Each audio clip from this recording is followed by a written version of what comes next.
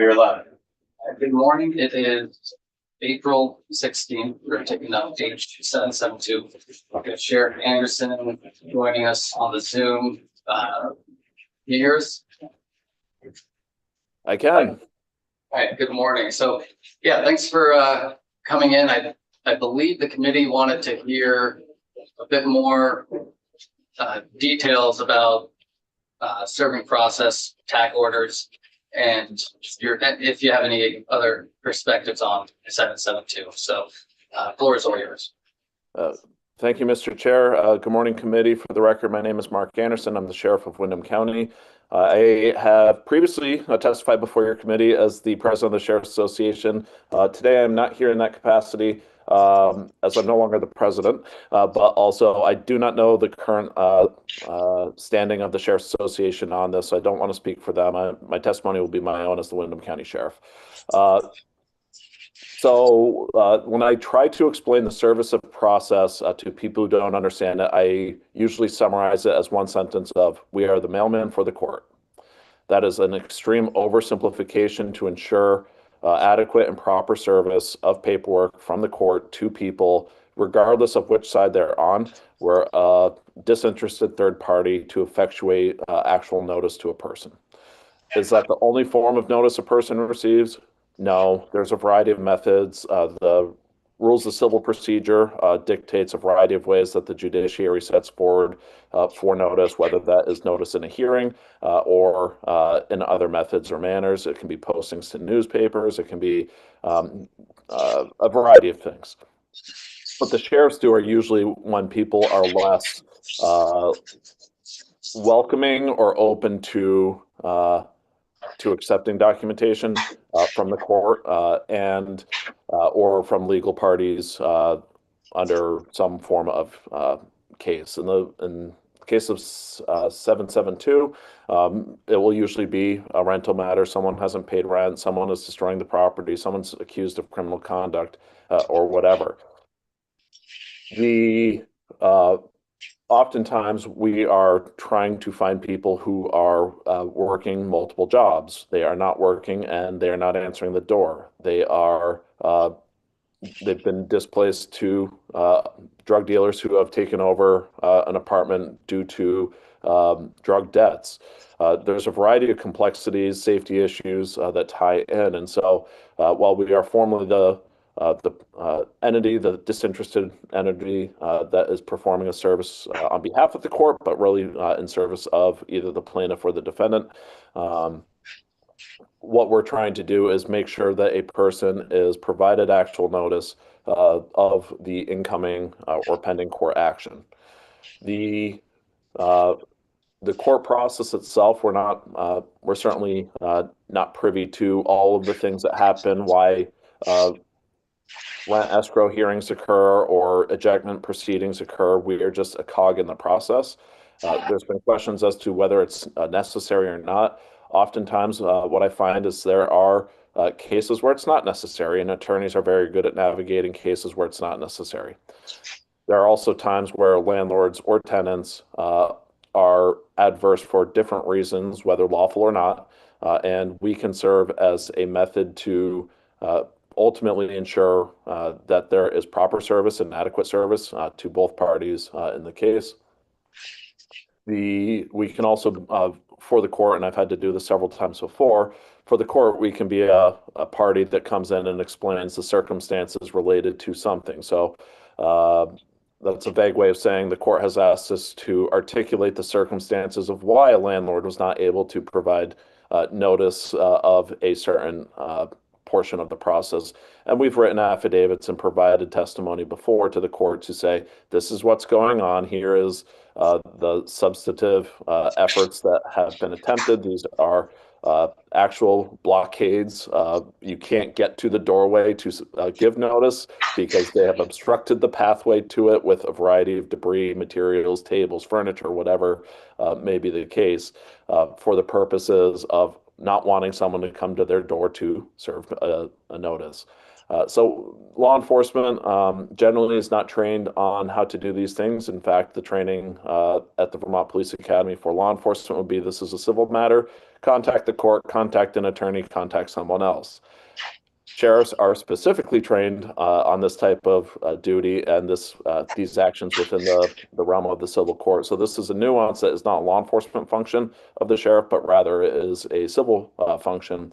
But we come with the duality of the law enforcement functions. We can either access it or perform it directly, where oftentimes we find people just have not had training, experience, knowledge, or legal counsel.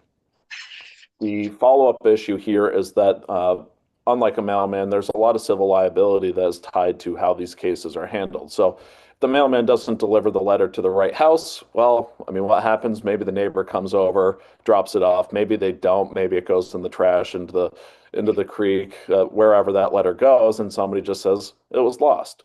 With the court's process, we don't want to see something like that happen. And so I haven't started talking about TAC orders yet, but long story short, our job is to ensure effective and proper notice is made. And we work with attorneys on either side, as well as with the court, to say, how do we just make sure that we do this this function that is simple if you look at it, but very complex when we start pulling apart the liabilities related to both sides.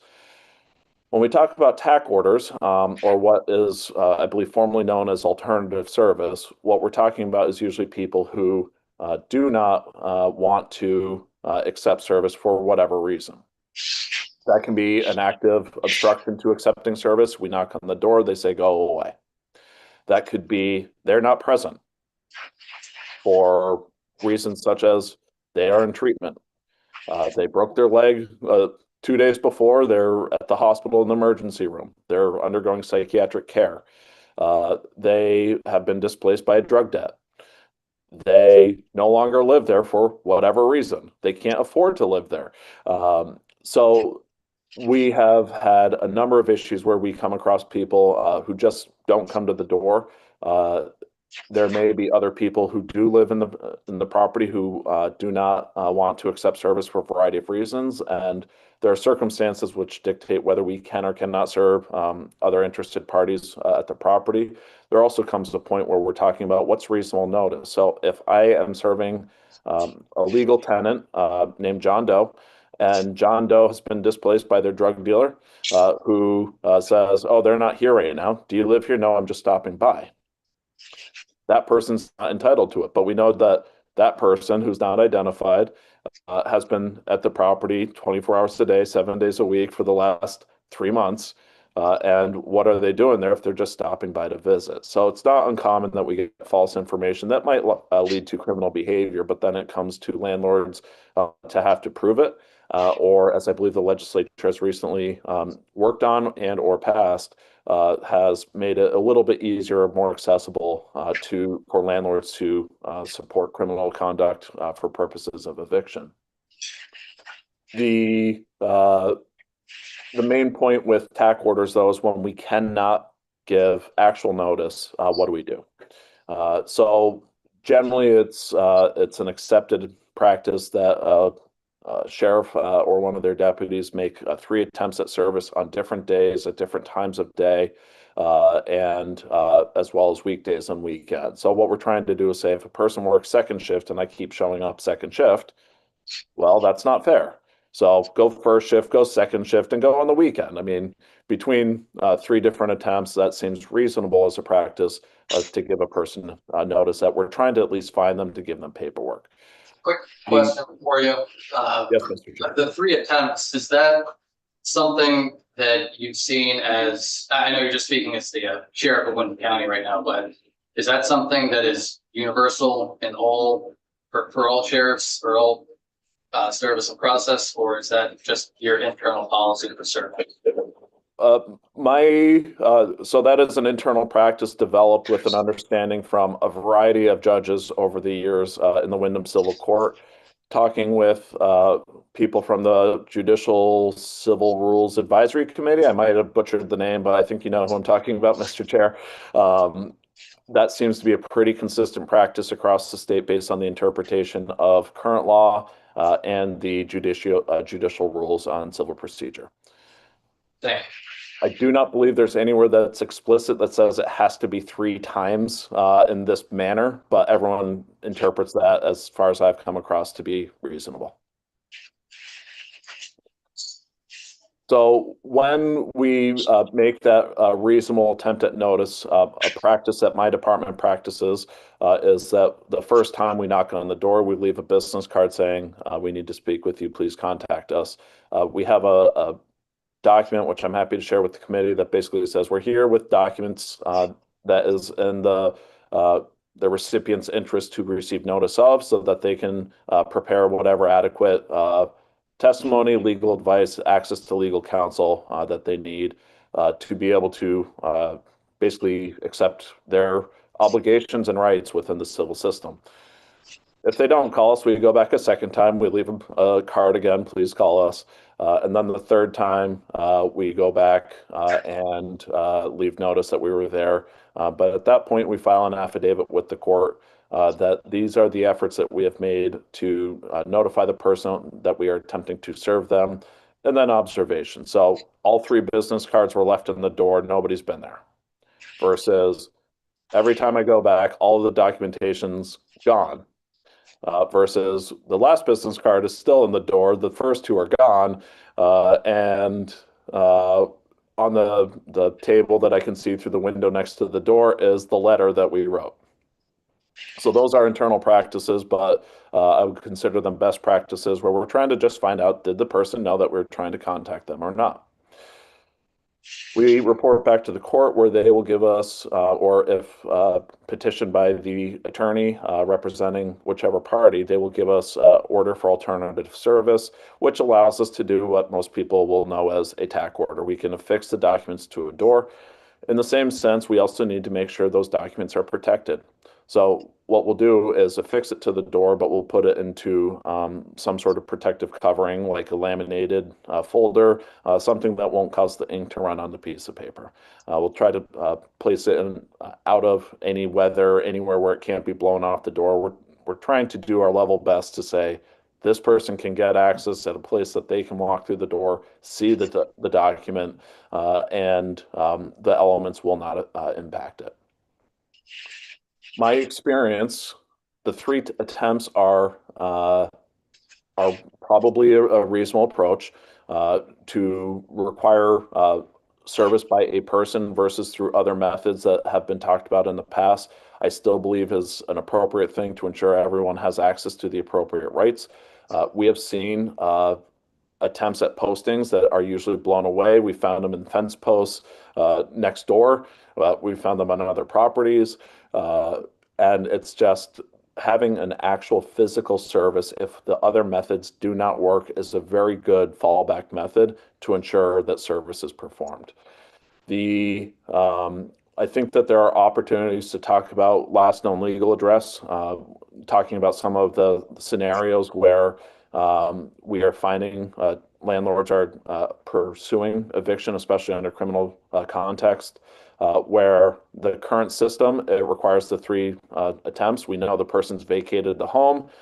They are not there at all. They've moved to a different part of the country, but we are still going back 3 times to effectuate service because that's considered reasonable. And in case the legal tenant doesn't live there anymore, but it turns out they've subletted it to their nephew, their niece, their significant other, whether that was appropriate or not, and that might be part of the legal proceeding. Those subsequent tenants may still have legal rights that protect access, and so notice is still warranted. I think there's opportunities to simplify how notice is required, as even if it is actual notice affixed to the door. When can that happen?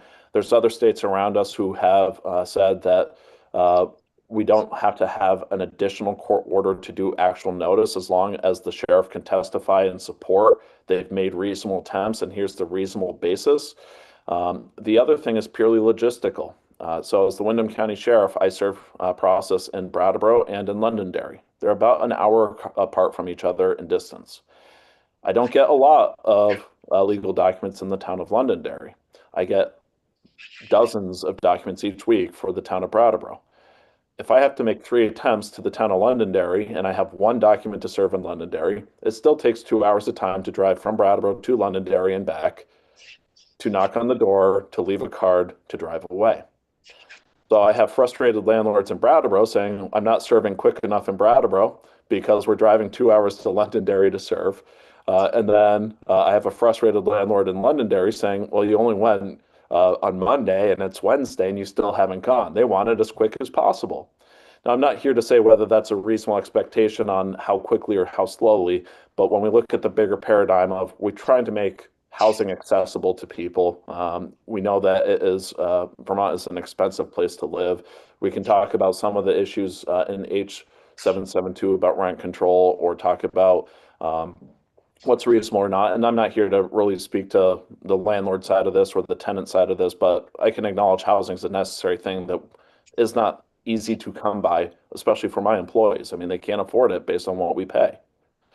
So we're looking at this kind of holistically to say, what are ways that we can do this? I think there's reasonable methods in Massachusetts, New York, New Hampshire, Maine, that I've heard. Some we like, some not necessarily totally supportive of, that might make the service process quicker, that don't require multiple legal filings with the court just to do the process that we all know is going to happen, and setting up structures to accomplish those things. That still honors a lot of the intent of what currently exists in Chapter 137 of Title IX. That said, I've had people say, well, do we even need sheriff's notice anymore? I still think we do. I think it's the backstop that protects all of the other methods that a person can be provided notice, including service in court. But usually the people that we are serving are the ones who don't show up to court. It would be default judgment in court. It is people who are hostile for other reasons. And so we come with some of the resources, training, and knowledge that helps protect a variety of different circumstances that are not as simple as this is just a landlord tenancy relationship that did not work out. There's usually a lot more things going on. We can also provide tenants with access to a variety of services, whether that is access to legal aid, access to police liaisons, social workers, and a variety of nonprofit programs to operate in our various jurisdictions, connections to mental health providers, designated agencies, connections to other community services. We have Turning Point, which provides access to substance use. So like there's a variety of things that we can make connections and nexuses to other services in our community that might actually help restore the relationship between the landlord and the tenant that they just were not aware exist. So we have been service connectors before, even if that's a service connector to a social worker to say, the wheels are falling off the bus. The court process is going to continue. These are some tools that might help put the wheels back on the bus before we even get to the rent escrow hearing, which then by that time a tenant can satisfy some of the civil obligations that they're in the middle of, but they can also start getting access to resources that restore the relationship between them and the landlord, which is also appreciated by landlords when all they want is rent. In cases where criminal conduct is occurring, there's other issues the landlord cares about. And so like I'm trying to summarize in brief testimony a very deep, broad issue that landlords have to deal with, but we're trying to also be supportive and assistive to how do we get people access to housing? How do we also protect the financial interest? Because there is a symbiotic nature to the landlord-tenant relationship, and people providing housing spaces, property structures to people is necessary. We need to support those interests, but at the same time, we need people who can afford to live here and work here. So it's an interesting issue that we, again, as sheriffs, are a cog in the machine to help provide actual notice. And I still believe that that is an incredibly important tool when done appropriately. Thank you. Committee, any questions? Senator? Yeah, good morning, Sheriff Anderson. How you doing? I'm well, Senator. How are you, sir? Good. I see you went over your SOP in reference to your office on the service of process, but more importantly, task orders. My question, do you have civilian process servers? So two contexts. To answer your question, right now I have, I believe, 2 civilian process servers. Going back to what I said during my testimony, sheriffs are law enforcement, but we also do functions that are not law enforcement. And so I'm empowered in Title 24 to deputize people as what's known as a civil deputy. That gives them the power to serve papers or these documents process.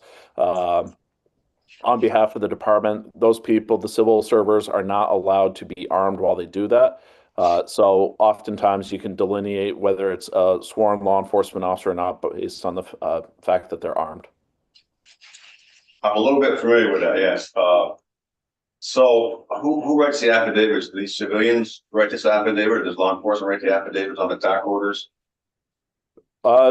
Usually we have familiarity and awareness with safety issues related to the property. It'll be whoever is serving it. But if it is related to safety issues, criminal conduct, we usually structure that towards a law enforcement server. And one of the things, because this is not a law enforcement function, even if it's a sworn deputy sheriff who has full powers of law enforcement arrest and all the things that follow with it, we still have them in plain clothes. They look much like I do right now, because we are not trying to have a person believe that they are being exposed to a criminal proceeding. We are still performing a civil function, and we find it has better response rates if we come in civilian clothing. So it's not necessarily a uniform person. A uniform person could do these things, but we have a better success rate when the person is in plain clothes. So that's the question I have. So you stated that the Sheriff's Association, the sheriffs statewide, don't necessarily have an SOP that addresses process or TAC orders. Is that the case? The Sheriff's Association does have materials on how to train people. What each sheriff does, each sheriff is an independently elected official, so they can deviate. We provide best practices, but the 3 attempts on TAC orders is a general rule of thumb accepted by the judiciary. And my last question is, what is the Windham County's operating procedures in reference as to who may accept civil process at the door? Age, residence, how does that work in your county? I apologize, Senator. I missed your question. The audio cut out or distorted. I'll try it again. Who can accept service at an individual's house from your office in reference to what's your operating procedures as far as age, residency? They live there. Just explain that a little bit for us, please. I can. So a lot of that is codified in the rules of civil procedure in terms of who is able to accept service. I'm going to go by memory because it's been a minute since I've had to do the writ of possession, but I believe it has to be a legal adult or at least one of competent ability. And so what does that mean? A 17-year-old might be of competent ability, but if there are things that demonstrate they would not be competent to accept service for some reason, we can't serve that person. They need to be a person who lives there. So living there is usually identified by their own statement. So if a 17-year-old said, I'm just stopping by, okay, they're no longer a resident. Whereas if it is a person who says, well, I stay here on the weekends, we would provide that to the court. And if the court said, no, we don't accept that as residency, okay, well, that's who we made notice to. We'll go back and attempt service again. So the court is usually the clearinghouse, if you will, on whether they are going to accept that service or not. And the person generally just has to show competency. When it comes to these documents, specific in residential rental proceedings, it has to be a person who lives there. Thank you. For the record, Aaron Wood, Office of Legislative Counsel. I was just pulling the rule up while the chair was discussing and nailed it. I mean, the rule is kind of lengthy, but it does say leaving it at the usual place of abode with some person of suitable age and discretion then residing there. So I'd say those are the 2 things: suitable age and somebody living there. Thank you. Committee, any other questions for the chairman?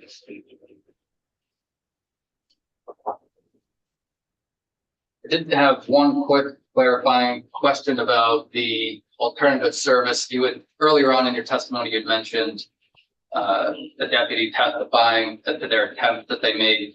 And in their experiences, have you seen that come after a motion for alternative service has been made? Primarily testimony does not occur. I think I've had to personally do it twice in the civil court. It's usually provided via an affidavit. The times testimony has been required are usually complex cases that involve a variety of systems, external resources, and sometimes difficult relationships, without attributing blame, difficult relationships between landlords and tenants. Usually that is when testimony or when I provided testimony, it was to understand or get clarity on the court's order because we're not confident that the court has given us instructions that we can lawfully follow. And so it just becomes we're trying to do the thing, but Your Honor, we don't understand what the thing is and how we can lawfully do it. So that's the two times that I've been asked to come into court. It's usually because of these unique circumstances. Affidavits are the primary method. And the affidavits are those done as a matter of course every single time, or is it only after a motion for alternative service has been made? We provide affidavits for attempts of service or one requested by an attorney. If we make effective service, we just provide a return of service. And so that's a document that says we've served these documents to this person on this day in this manner. Thank you.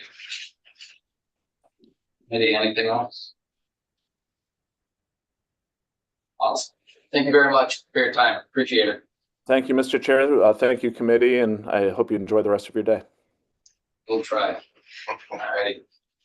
So next up, we have Jean Murray.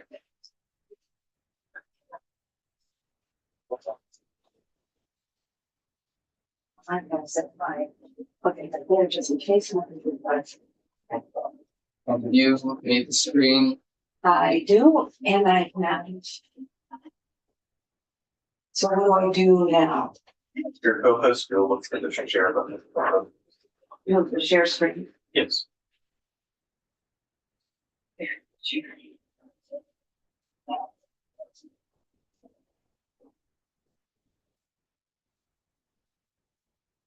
You have that. Is that working?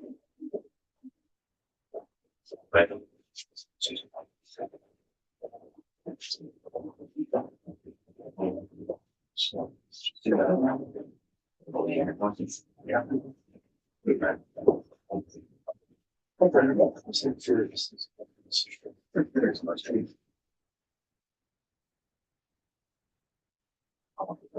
There's no share this stuff. So that's. It's there. It's there. Yeah. Fine. For the record, I'm Jean Murray. I'm an attorney at Vermont Legal Aid. And the first thing I want to do is thank the committee for letting me testify and hopefully have enough time to explain. So the H772 is a very long bill and there are a lot of things in it. And so we can say generally, okay, we don't like this, but I want, I'm glad to have the committee's attention so I can explain the parts of it and why I think it is not going to accomplish any of the goals that it's set out to accomplish and is a really bad idea for the moment. First of all, a little bit about me. I have been an attorney doing housing law and also consumer law, but mostly in housing law at Vermont Legal Aid for 28 years. Before that, I was an attorney in Massachusetts doing housing law for 7 years. Before that, and ever since I've been 17 years old, I've been a tenant. I am a tenant now. That means I've been a tenant for 50 years. And my entry into figuring out being a lawyer was when I was a tenant at 21 years old with a 3-year-old and living with my 18-year-old sister. My landlord decided on the 4th of July weekend that it would be a good weekend for him to come tear out the bathroom and remodel it without notice to me. And that made me think there's got to be a law. And I went to the bookstore And I found a little book called The Rights of Tenants, put out by ACLU in 1974. And since that time, my path has been to here.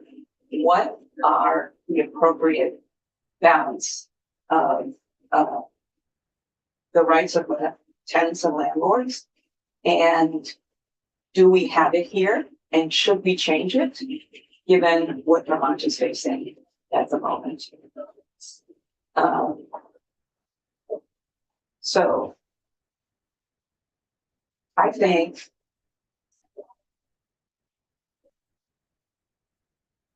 H772 has the wrong goals for Vermont. We are, Sorry to interrupt. Would you be able to make that full screen just so we can all see it a bit better? I should probably try it for slideshow. But that tends to make me nervous because I can't see my notes, but here we go. Whatever works best for you. It has the wrong goals for Vermont. So right now Vermont is in a housing crisis, and I could describe the housing crisis to you. That rents have gone up 40%, that evictions have gone up, that incomes have not gone up. Anything you want to see about Vermont's housing crisis is reflected in Vermont Housing Finance's housing needs assessment. And so H772, with the goal of making evictions faster, is the opposite of the policy that Vermont needs right now. One of the justifications for it is other states have shorter time frames. Well, in a way, maybe some have a shorter time frame here or there, but I spent some time on Legal Services Corporation's database on the variety of laws across the United States and what states have what. I think one of the things I was struck by is, regardless of how fast a landlord can get into the process, tenants always have a right to address their needs to the court. That's true here in Vermont, at least so far it's true. But regardless of what other states' policies about eviction are, other states are different. They have different vacancy rates. They have different resources in terms of social service net. They have different programs to help stabilize their housing. We have to deal with what Vermont has. And right now, Vermont doesn't have the capacity to make sure that tenants have stable housing. There's a number of programs funded, a lot of stakeholders, a lot of really dedicated nonprofit housing providers, and it's not enough. And that's reflective in Vermont now has the fourth highest homelessness in the nation per capita. So what do landlords say they want? And why were these options not explored given our housing crisis? Landlords want to reduce the financial disincentive. They say eviction costs too much, and so that's a disincentive to being a landlord because of money. So if landlords need financial encouragement to be landlords, why isn't tax relief being considered?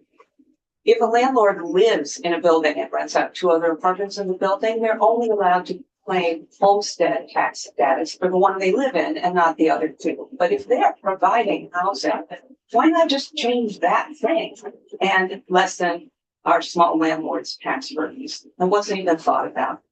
If the goal was to have a way that courts could be used to protect residents in a building from bad tenants in the building, why not a restraining order process? We have restraining order processes. We have relief from abuse. I think maybe the one that's best suited would be the one that's in Title 33 to protect vulnerable adults.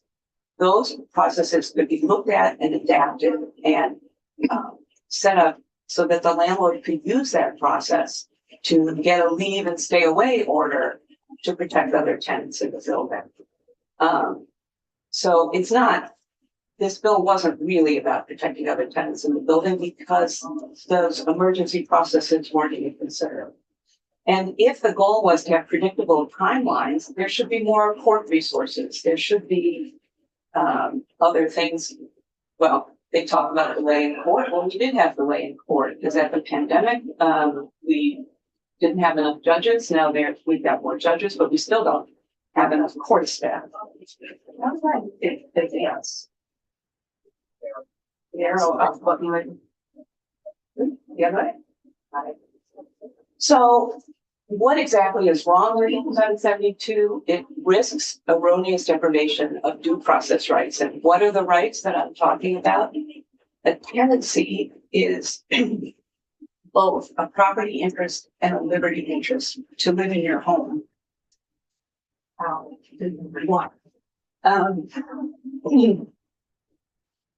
And another thing that the way H772 is constructed, it injects a lot of ambiguity. And by this, I mean, we've had the Residential Rental Agreements Act, the RRAA, for 40 years. Those of us who practice in this area know what's going to happen when we refer to that law.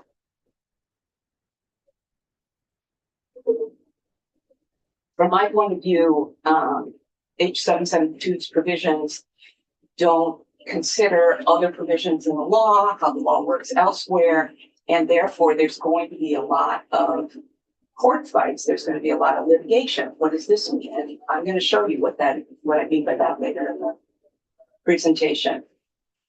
We talked about it doesn't achieve any of the goals stated by the landlords, and it is unfairly balanced toward landlords. So I do an agenda so that not to read this whole thing to you, but just to let you know what I intend to cover. I intend to cover the legal background of landlord-tenant law, some of the details of termination of tenancy, then some of the court process, and then I want to address the trespass. Even doing all of that, I'm not going to address every single provision in H772. There are just too many. But one of the reasons to have this approach is because there's often a lot of questions and mix-up about the notice to terminate tenancy, which is a legal process that happens before anybody goes to court, and then what happens in court. So I wanted to set it out that way to help people understand. So I start with a place that tenancy is more than a contract. There is this legal concept of a bundle of rights of ownership. When somebody owns and lives on their own land or just owns land and lives on it, they have all of these rights. They have the right to control, transfer, sell, possess it, use, enjoy it to the exclusion of others. That's the bundle of rights. A tenancy from time immemorial has been a conveyance of part of those rights. My research on this shows that a tenancy is to be viewed as a conveyance of a deed for a term of time. So it's not just a contract. It is not just I'm renting a car and going to give it back to you. It is a conveyance of a place to live. Then there's agreements, and the Residential Rental Agreement Act imposes things that would be in those agreements in every single rental agreement. And those can set agreed on conditions, which include the how and when the tenancy can be terminated. The common law rules of conveyance and contract evolved with the Residential Rental Agreement Act 40 years ago. Prior to that in Vermont, there was a procedural statute, that Title 12 statute, that landlords, when you want to do a common law return of possession to yourself, here's the procedures you need to follow. And those started back in the 1850s. Here's a really important note about Vermont leases, because I hear it discussed all the time. And some of the provisions in H772 rely on this. They say at the expiration of a lease. So when I practiced in Massachusetts, the word lease had a legal connotation to it. The requirement, they called it requirements of a valid lease. And that was the law in Massachusetts. There are no requirements for a valid lease in Vermont. No lease in Vermont must say, this is, you have the lease from January 1st to December 31st. It doesn't have to say that. It doesn't have to say term of time at all. It doesn't have to say, here, you have this apartment for this amount of money, and that will not change. It doesn't have to say that. So subsidized housing leases have to have an initial term of time of a year, and then after that, they can convert from month to month. And so the written private leases that I see are often like that. They might have a term of time at the beginning, doesn't have to be a year, it could be 6 months. And then after that, convert from month to month. And then depending on how the lease is written, you don't know whether it actually expired, the lease expired, or which parts of the agreement, the written agreement carry on. So it has been somewhat frustrating to me for people to talk about leases as if they actually have a legal meaning. In Vermont, they don't. So a home can't be taken away without due process. And I wondered where this started. It actually started with the Magna Carta. It was the most important thing that got put in that. And so I quoted the 1354 edition because that was more English than the one from 300 years before. That it is about no man of what state or condition be shall be put out of their lands or tenements, nor taken or disinherited nor put to death, without the brought answer by due process of law. In other words, where you live is so important. It can't be between the two parties. It has to go to a third person to figure out whether or not one has a right over the other. One of the things I thought I would also point out is Vermont Constitution guarantees the same process for all Vermonters. And so a lot of H772 talks about, well, eviction cases, they're so common, they should go by a different civil process. I would argue that they should not. And currently they don't. And so what are the elements of due process? I think everybody's heard of notice and opportunity to be heard. And so when we look at H772, we should be looking exactly at how H772 tries to change notice and opportunity to be heard. The other part of due process that's been the law of the land for a long time, since Matthews v. Eldridge, is what lawmakers have to consider is the private interest that will be affected and the risk of erroneous deprivation through the procedures used.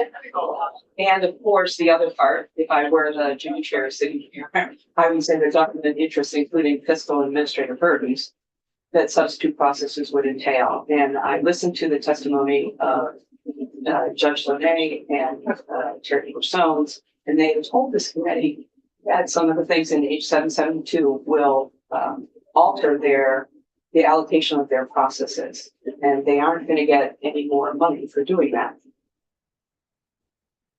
In other words, they're going to put a burden on the courts that they will not be able to keep up. So what was due process? Due process in Vermont for 40 years was the RRAA, like I've mentioned, and the ejectment statute, which has been around since before 1850. And so how does H772 risk erroneous deprivation?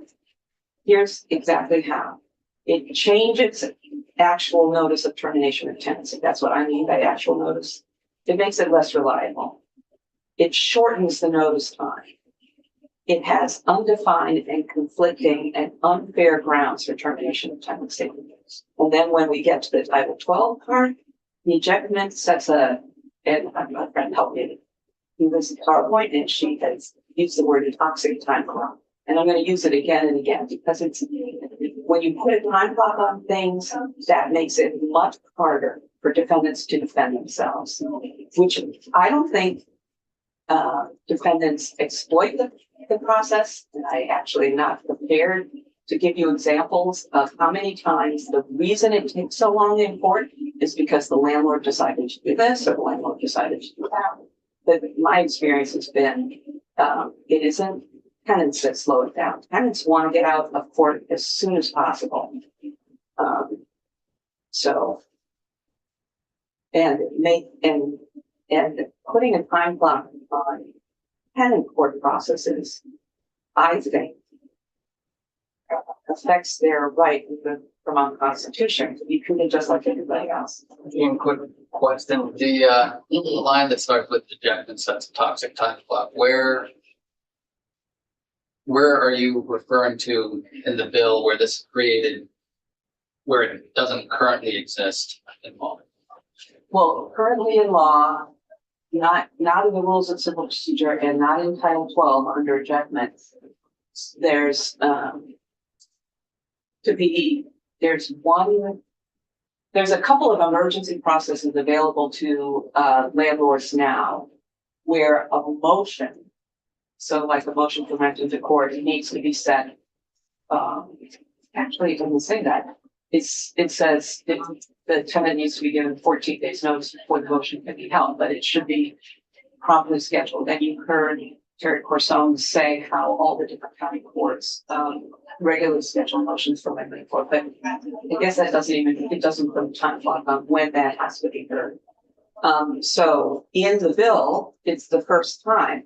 There's two places, and I'll get there. There's two places. One is in the regular non-payment or breach of lease case, and page 772 says those cases have to be scheduled for final hearing within 90 days. And then within that, if it's a breach of lease or law case that implicates the safety of other residents, those have to be scheduled for hearing within 21 days, 10 days, at most 20 days. So we'll get there. So how is the actual notice in H772 less reliable? So first of all, where does actual notice used in the landlord tenant statute? Landlords need to give tenants actual notice of a rent increase and termination of tenancy. Tenants have to give landlords actual notice of habitability problems to the landlord. So actual notice is defined in the statute, and I am paraphrasing. It's put writing on a piece of paper and hand that piece of paper to the tenant, or put in the mail with a rebuttable presumption of receipt. This has worked for 40 years. So one of the things H772 lists is to say you can do it by sheriff. Well, you could always do it by sheriff. The sheriff, like the sheriff just said, puts things in people's hands. You could do it in the mail. There is one law firm out there that I thought maybe I shouldn't be sharing this because it's incredibly effective. Instead of putting things in a first class mail, they put it in the United States Postal Service overnight mail. It gets there. So mail and putting in hand gets the notice to the tenant and says this is official. So what does H772 do? It provides some less reliable options for the landlord, and this is the landlord's option to terminate the tenancy. Post it on the door. Courts have found over and over again that posting on the door is not a reliable method. One never knows when the tenant goes through the door, so that we don't know when they get the notice. And we don't know that when the tenant goes through the door, if the notice is still there or hasn't been taken away by a child or a neighbor or blown off or subject to the weather or whatever. It's not reliable. You cannot definitively say when the tenant got that notice. And besides, posting on the door is a violation of the Vermont Consumer Protection Act. The Vermont Consumer Protection Act Attorney General rules prohibit a creditor from making an unreasonable publication of a debt to the debtor. Can't put a return a check on cash register. You can't do that. You can't expose a creditor to criticism of their neighbors because they owe a debt. And I'm going to make a note, that's different than a tax order. There's a difference between a creditor, in this case, the landlord, making an unreasonable publication and a court ordering an alternative method of service. Those are different things. The court's orders are not implicated by the Vermont Consumer Protection Act. And another less reliable method is email, because the group of tenants that I work with, which are mostly low income people, sometimes they don't have internet, or they only have internet sometimes. Sometimes they don't even have cell signal. sometimes I get two numbers for a person saying, well, when I'm at work, call this number because I get service on that number there, and at home I get service on another number. There's tech issues, people change their emails frequently. My own personal email is very little spam. Anything really, I have to search for something important. Right now, I do email my clients, but at the same time, I text them and I say, I just emailed you. So they know when to look in their email. So it's not a reliable method of service. And besides, since the notice is delivered by email, does that mean the email is the notice?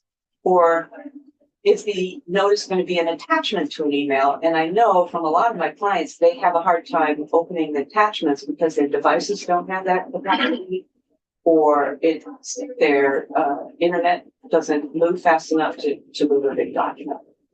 So it's not reliable. So what's another thing that H772, it messes with the grounds for termination and makes whether or not these are effective grounds for termination more ambiguous and open to interpretation. So right now, if a landlord decides to send a termination notice for non-payment of rent, embodied in the law is the right for the tenant to pay that and invalidate the notice. So H772 injects right in that language that has been interpreted many, many, many times by the trial court, injects in that language this phrase that starts with providing, and then it refers to the repeated late payment that H772 also has. So I'm looking at that and I'm saying, so does that mean the tenant doesn't have a right to cure anymore? What do they mean for that to be? And it's not explained. Breach can include a breach of a rental agreement or a duty in the RRAA is the reasons for termination of tenancy now. And so they have added into a possible reason for breach, something that's already in the law, which is the access statute, that if a tenant breaches the access statute, the landlord can evict them. There's no penalty in the law if the landlord breaches the access statute. The landlords don't have unlimited access. They have a limited right to access when they give notice. And late payment. Well, late payment is already, on-time payment is already required by the law. So throwing it in the termination part conflicts with what the current law already is. So right now, termination for no cause when there's no written lease, it's 60 or 90 days notice, depending if you live there 2 years or not. And so they just take that away. They take the paragraph C away and replace it with something about government notice.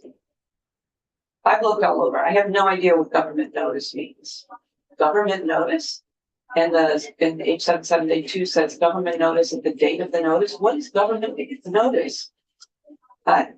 So the landlord will evict based on not the landlord giving no time at all, but on some government notice. I actually looked up a law where governments can talk about the health of the building, but it actually has a provision that says none of this can be meant to terminate a tenancy. So don't know what that means. And so they put that in there. So B currently is contracted to sell, and then D is where H772 imports what I think of as just cause language, which landlords need a reason, basically, to repurpose it, to let a family member live there or whatever. So they put that in there as a reason that a landlord can terminate a tenancy.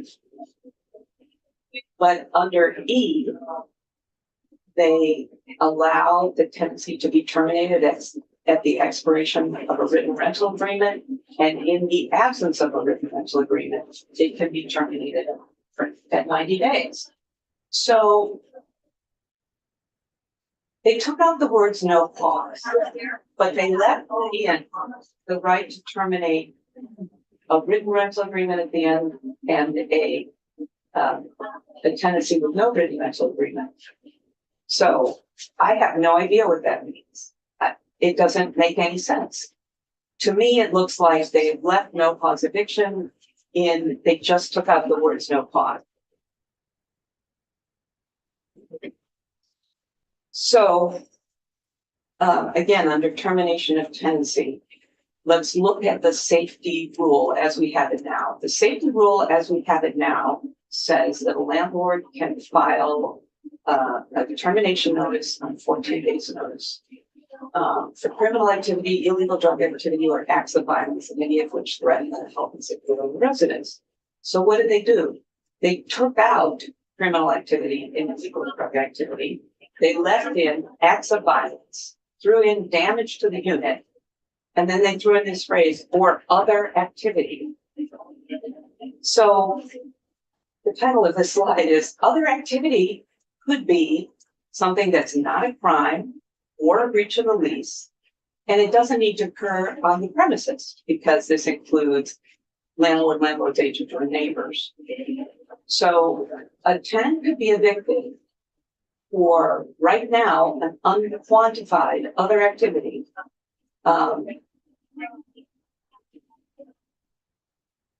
Which is too broad. It invites discriminatory eviction.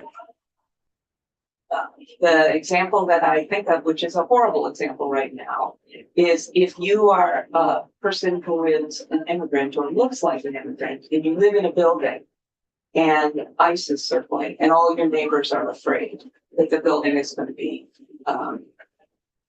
raided by ICE.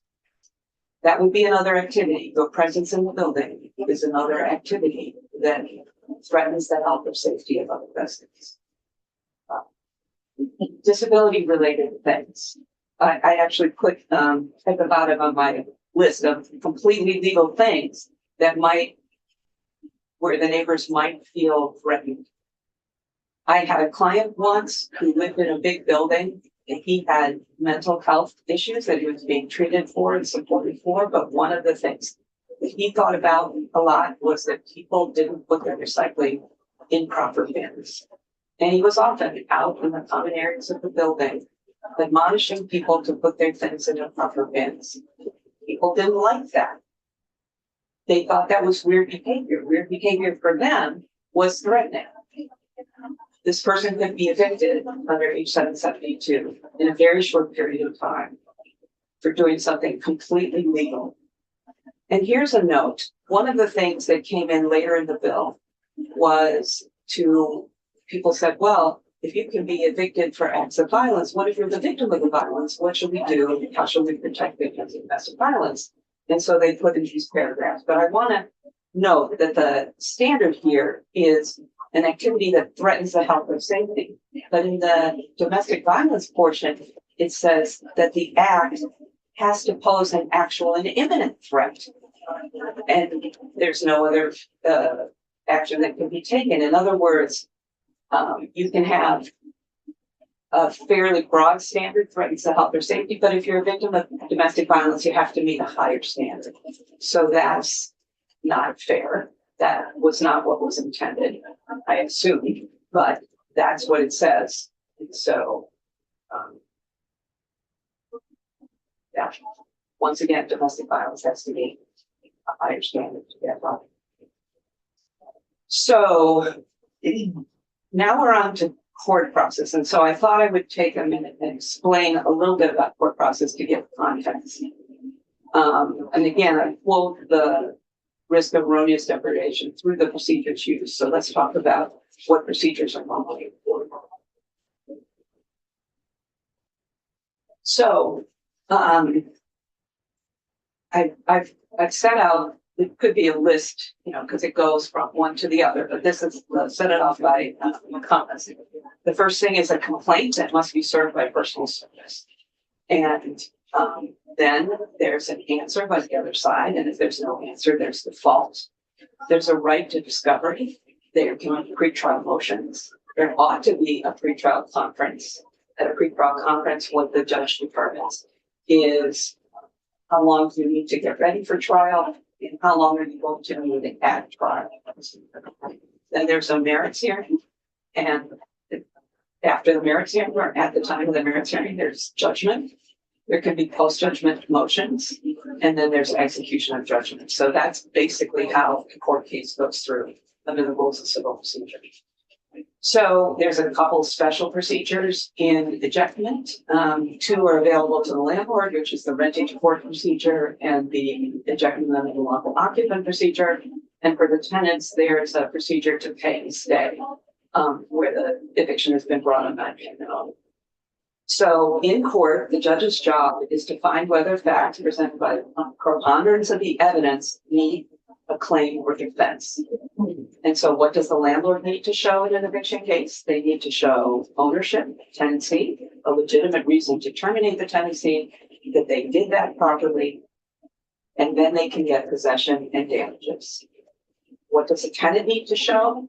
They have a variety of defenses to possession, which could be that the eviction was discriminatory, it was retaliatory, they paid, and then the tenant could keep possession. They have other defenses to damages, which is diminution of value, the place wasn't habitable, blah, blah, blah. Those defenses are not defenses to possession. They'd be defenses to money damages. So, we do have a hard stop at 10:30, and that's 25 minutes from now, but it might help to focus more on the specifics of the bill than. Well, that was my last background slide, but I thought you'd understand the specifics of the bill better if I gave you some of the legal background. So what does H 772 do with court process? It creates a second, and my question is, concurrent court process. So it adds a new subchapter 4, and within that subchapter 4, it adds it's not a motion for expedited hearing, it's actually entitled motion for immediate possession, but whatever. And then it leaves no cause, sale, repurpose, government notice, tenant notice, stay in the current process. So the new process is going to have deadlines, the old process doesn't have deadlines.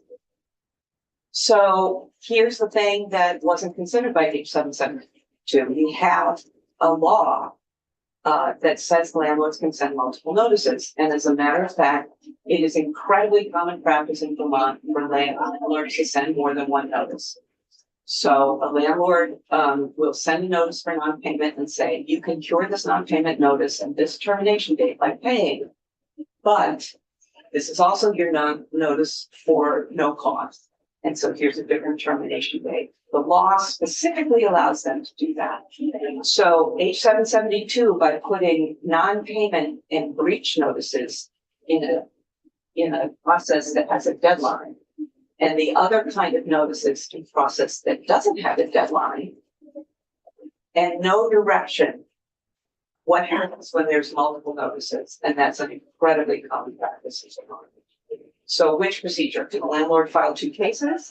Can, if the landlord picks one side, one process, can the tenant say, hey, I'd rather be the other process because of the other notice?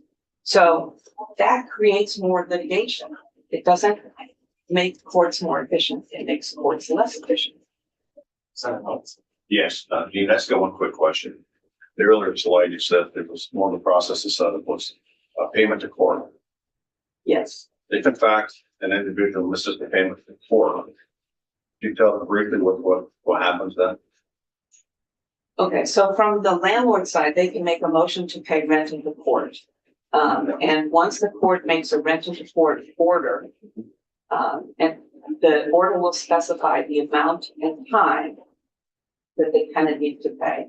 If the tenant misses that amount or time, that gives the landlord the ability to go and say to the clerk, I'd like a writ of possession, or it should be a motion for writ of possession. And if they get a writ of possession, and the writ of possession is served, then that writ is what we call returnable in 7 days. So that's an expedited process, and if they feel like they pay in a court. That's an expedited process. Right there. The other part of pay and stay, which is totally different. It's on the tenant side. If it's a non-payment case and the tenant puts together not just all the rent that they owe, but the court costs, meaning the court filing fee and the sheriff costs, and puts all that together and pays that into court, then the court is required to discontinue the case. And, but that only applies when the eviction is for non-payment only.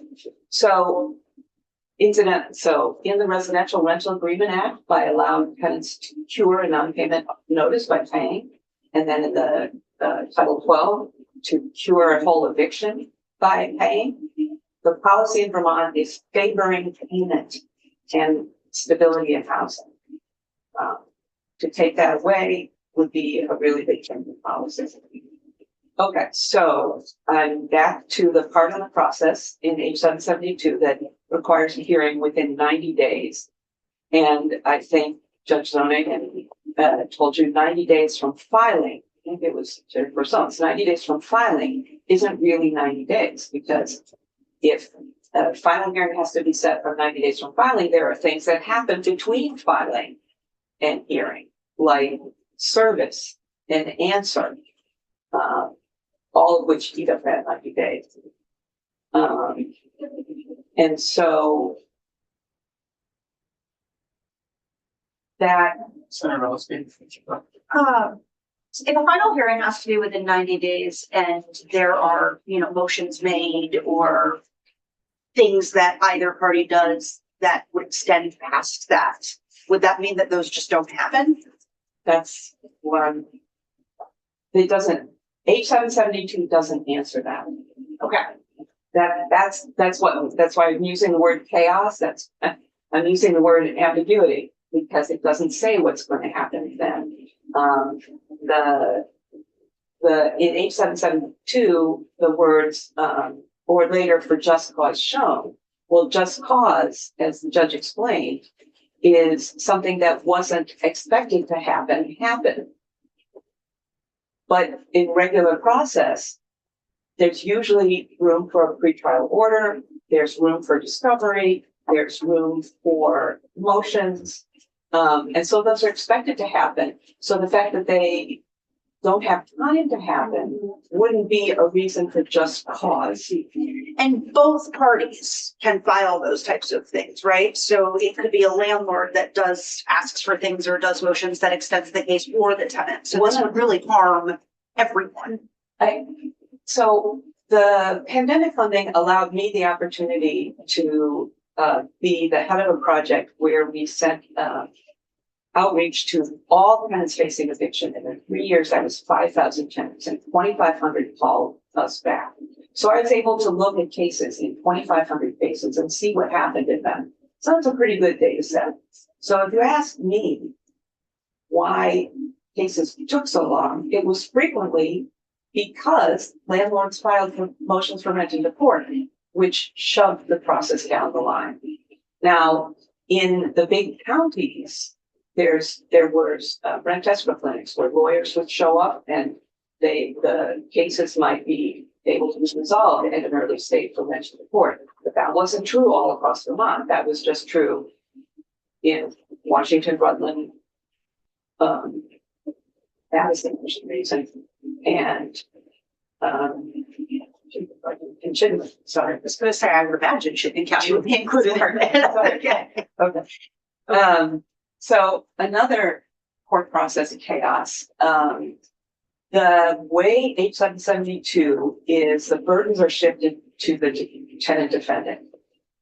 H 772 requires the tenant to file paperwork that they haven't before. It requires them to file an affidavit with their answer. And this is just in their 90-day time clock case. So what's the problem with that? The landlord doesn't have to submit evidence with their complaint under this 90-day time clock. But the tenant must submit evidence in the form of an affidavit with their answer. That means the tenant must submit evidence of a negative before the landlord submits evidence that what they're saying is true. That's in my mind, that affects due process because it's an impermissible burden shift. Just requiring tenants to file an answer. The other practical thing that happens, so non-payment is pretty straightforward, I guess. The landlord can allege you owe this much money, but they, at 8772, I think, requires them to provide a tenant a rental permit ledger. So maybe that's all you need to know in a non-payment case. But in a case that is being brought because the lease is allegedly broken, this is one of the places that we have the hardest times, because we see these termination notices that says you violated paragraph 2 of your lease, and not saying what you did to violate paragraph 2 of your lease, just that you violated paragraph 2 of your lease. And so that is not much information to go on for a tenant to bring refuting genuine factual opposition to that, because we still don't know why the landlord thought that paragraph 2 of their lease was violated. So how do you respond to something if you don't know what you're responding to? Yeah, that's why I think it's a deprivation of due process. Okay. Okay. So let's go to this fast hearing, this motion for immediate possession thing, which is under H772, a shorter termination notice and a, same time to answer the complaint, but then the hearing has to be set in 10 days, no later than 21 days. So why is this really risky and erroneous deprivation of protected right? First of all, it's a motion. It's not a trial. And so they use this word motion, where a motion for rent was scored on an expedited process. Yes, because it's not a final determination of the whole thing. This is a motion that finally determines whether or not a tenant keeps possession. So, again, the other activity is too broad a standard. There's no judicial review of whether this fast 10 to 21 day time block is needed. Whereas in other emergency procedures, in relief from abuse orders, in Title 33 orders, and orders against sexual assault and stalking, the petition is filed out and the judge looks at it and says, yes, you meet the standard, I'm going to give you an ex parte order. Fairly frequently, judges say, no, this doesn't meet the standard and you can still have a hearing, but we're not going to do it that fast. So that's the piece for me that's missing. Judicial review of whether this immediate possession includes this automatic default. If the tenant files an answer but doesn't file an affidavit, doesn't file a motion saying why they need to have trial time, it provides for automatic default. Again, there's a burden shift to the defendant, just like in the 90-day timeline, this shorter timeline. Now they have to show a genuine dispute of fact. But if they don't show a genuine dispute of fact, did the landlord win? So one of the things that's most troubling to me is this genuine dispute of fact borrows language from this other procedure in the law called a motion for summary judgment. And the summary judgment rule is, if the movement shows that there is no genuine issue of any material fact, and that they're entitled to judgment on the law, the court can issue them a judgment. So they borrowed that genuine issue, genuine dispute of fact, and then put that burden on the tenant to demonstrate there's a genuine dispute of fact to whatever it is that the landlord alleged in their affidavit, one of two affidavits, that's not clear. And those affidavits don't require, I guess that's a later slide, they don't require a list of the acts the tenant did. They can say, you violated paragraph 2 of your lease. But this is just to prevent a default judgment. Right. That the No, tenant has to respond. No, the way I read it is it says, because it's a motion, that the motion, in order to present live evidence on the motion, you have to follow Vermont Rule of Civil Procedure 7B6 to explain to the court why you need to have live evidence. And if you haven't stated that case in writing in a succinct way, the court can grant possession on the motion and affidavit, which I think is big erroneous deprivation.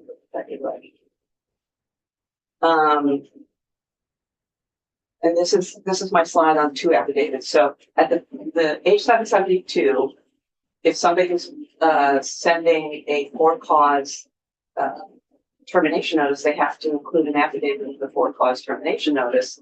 The words of 7072 for the notice is there. And then when they file their motion for immediate possession, they have to file an affidavit.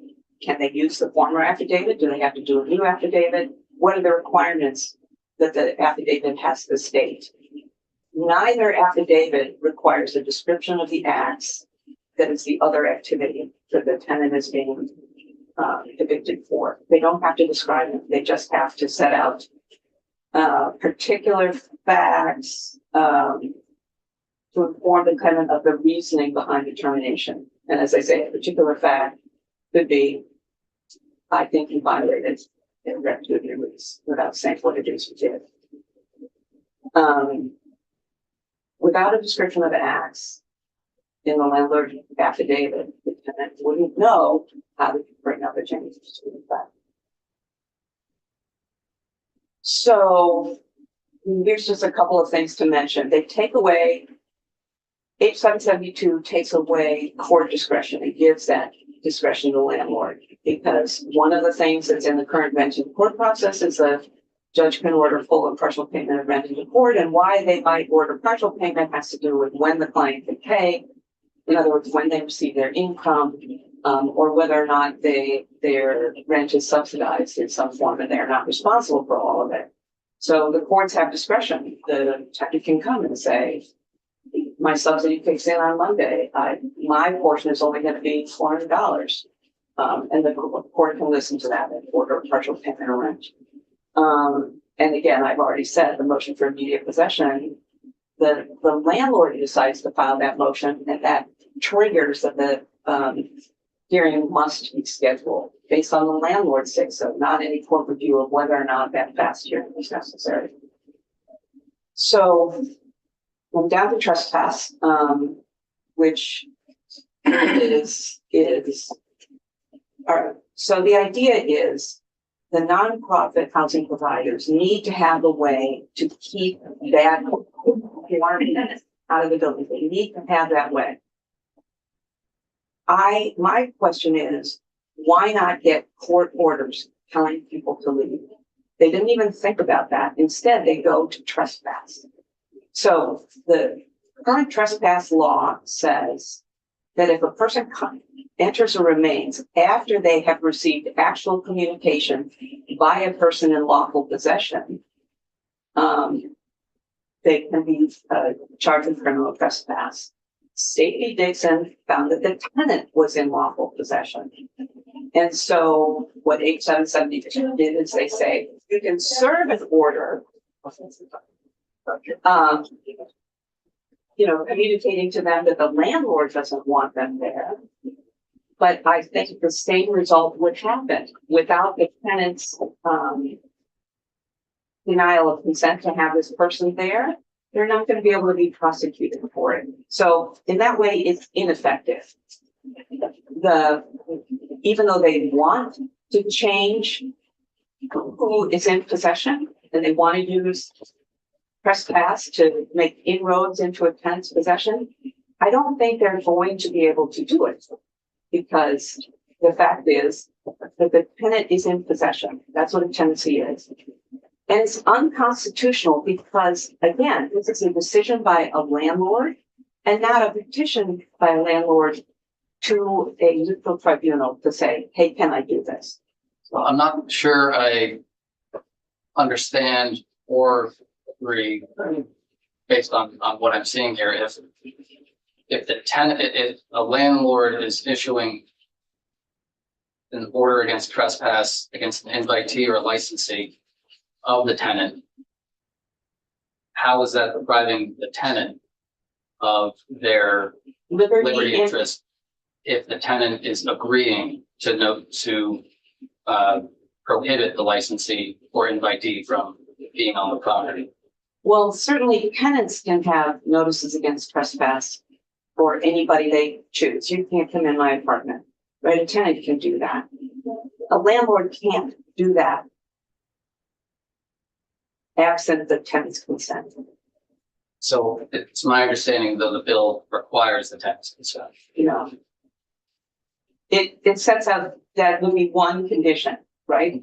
That the landlord can do it if the tenant has consent, or the bill also said if the invitee violates the lease, which is kind of funny because the invitee is not bound by the lease, or if the invitee violates the law. So it has three things. Is But it just, I think this is the drafting. What, is it one of these three or is it? It's just one of these three.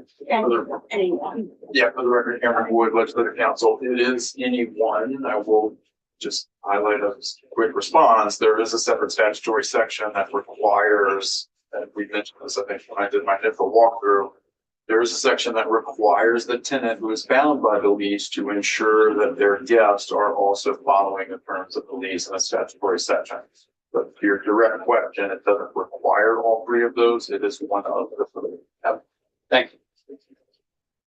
and so here you go. If this passed and tenant consent was required for a landlord to send notices against trespass against tenant's guests, that would be in every lease. You hereby give your consent for a landlord to pick and choose among your guests who they're going to know trespass. Well, anyway, I think, let me see if I have more slides. So here's my summary slide. It violates due process. It intends to reduce tenant protection. It pays lip service to anti-tenant benefits. It rejects uncertainty in court process. It's not a good bill. It doesn't achieve any goals that Vermont needs. So I'm gonna stop sharing. Hopefully there's some time. Questions? Any questions? There's a lot of information. I might have questions, but I feel like I need to process. I think I put my email on my written testimony so I submitted written testimony in two ways. I included this PowerPoint, I included a memorandum. My email is on there. I'd be happy to answer any questions. I guess I just really want to say again, there's not a way, first of all, if you wanted to fix the bill to these things I pointed out, you would still have a bill that was the intent of which is to take away tenant protections right now. The small things it purports to add are not in any way going to protect tenants from unavailability, unaffordability. If they're not going to do those things, it's just not going to happen. Thank you for the question. And so in terms of one of the things that I know we've heard is sort of we need to make all the process changes to speed up the eviction process. Have you seen in your time sort of working at the courts that providing tenants with legal representation actually speeds up that process as opposed to tenants having to represent themselves pro se? Absolutely. So here's the other thing is we talk about legal aid being there for tenants. I think somebody come to this committee and said we had some short-term funding which we would like to be renewed that allows us to serve more tenants. But it does not, even with that short-term funding, it does not meet the need of tenants who need representation. And how do landlords how do lawyers make things go faster? Is you call the other lawyer, you talk about things, you figure out whether there's a way to resolve the dispute. I spend a lot of time figuring out how to get the landlord paid. Tenants have navigated or have a hard time navigating those processes by themselves, and they certainly can't do it within a short timeline. And so here you have programs that are designed to get landlords paid and to keep tenants stable. And H772 takes away the time to get through those processes. I also imagine that it helps just in sort of, I mean, the court process is sort of simple, particularly if you don't know all the paperwork and how the systems work, that just streamlining, you know, with an attorney who does know the court process would aid that as well. Yeah. I saw a letter in the Times Argus from a landlord in Plainfield, and she talked about her reasons for opening up her house and renting rooms to people who needed rooms. And then that she needed to evict somebody, and she said, and the court process was a flurry of papers. And it occurred to me that one of the things about court process for everyone, for the landlords, for tenants, for lawyers, for everyone, is you go into the court process and you don't know exactly what's going to happen. You're a little nervous. And so then the paperwork looks like, what am I doing this paperwork for? I don't understand, because there's no certainty. That's universal. That's landlord lawyers on both sides. That's landlords and tenants. Nobody knows predictably exactly what's going to happen, because the way we do due process here is both sides come to the court and lets the court decide, which is more fair than slugging it out. So there's uncertainty. I'm not sure uncertainty makes it complicated, but it certainly makes it feel complicated. So that's not something anybody would need to change. And even if process times were shorter, there's still uncertainty, and it's still going to feel complicated because it's uncertain. Any other questions? Thank you. We can take a 5-minute break. Switch gears in 5 seconds.